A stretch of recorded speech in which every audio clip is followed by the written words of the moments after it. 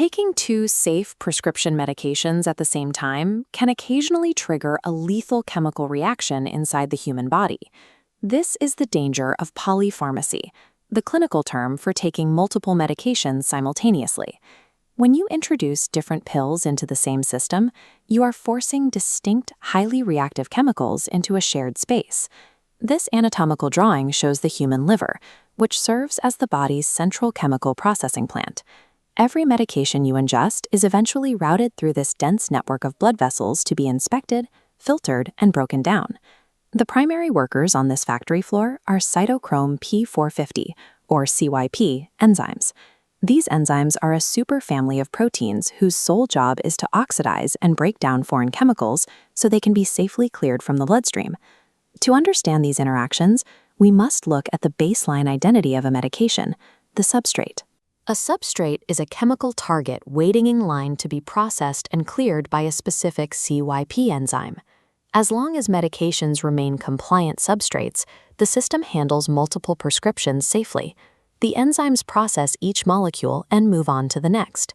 But the system faces catastrophic failure when a drug develops a secret life. Certain drug molecules refuse to wait for processing. Instead, they actively hijack the CYP factory's operating system while they are being metabolized. These rogue molecules sabotage the liver through two distinct pathways. They either physically block the enzymes through inhibition or trigger a genetic expansion of the enzyme workforce through induction. These two pathways create a stark divergence in clinical timing. One of these hijackings can send a patient to the emergency room in hours, while the other can take weeks to silently neutralize a life-saving treatment. This divergence is dictated by how the molecule interfaces with human biology. A single pill can simultaneously be the target of an enzyme and an active manipulator of the cell itself. This table categorizes common drugs by their roles in the liver. In the inhibitors column, the antacid cimetidine appears as a recurring suspect, listed across multiple pathways, including 3A4, 2C9, and 2D6. Cimetidine is a substrate that needs to be cleared, but it doubles as a physical roadblock. It binds to the enzymes it is supposed to be processed by, stopping the factory line.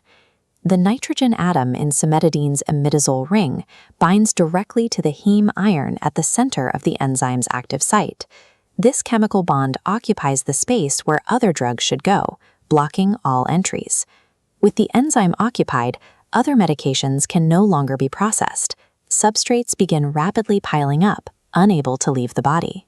Because this is a direct physical barricade, the chemical traffic jam occurs almost instantly.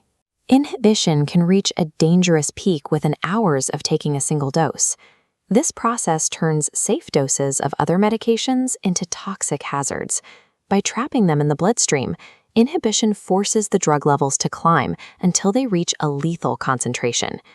If we look back at the interaction table, we see the antibiotic rifampin listed as an inducer. It sits directly across from the blood thinner warfarin, which serves as the substrate victim in this interaction. Rifampin acts like a rogue manager, issuing new orders to the factory. Instead of blocking the existing enzymes, it forces the body to create an entirely new workforce. Rifampin molecules bind to receptors that send signals straight to the DNA inside the cell nucleus.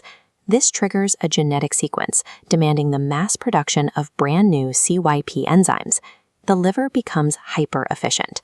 This swarm of new enzymes aggressively shreds incoming medications like warfarin.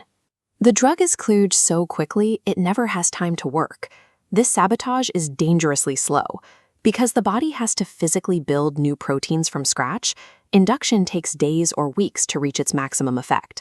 While inhibition causes toxicity, induction leads to clinical failure. It causes essential treatments to vanish from the body, leaving the patient unprotected from their original condition. This split-screen comparison shows two fundamental timelines of drug interactions: immediate blockades versus delayed genetic expansion. The results lead to opposite clinical endpoints. One causes a massive spike in drug levels, leading to toxicity. The other causes levels to crash, resulting in total treatment failure. This creates intense pressure for doctors managing multiple prescriptions. They must anticipate these invisible conflicts every time they adjust a patient regimen. Recognizing the dual nature of these drugs allows clinicians to safely adjust dosages and timing, preventing unnecessary treatment from triggering a secondary medical crisis.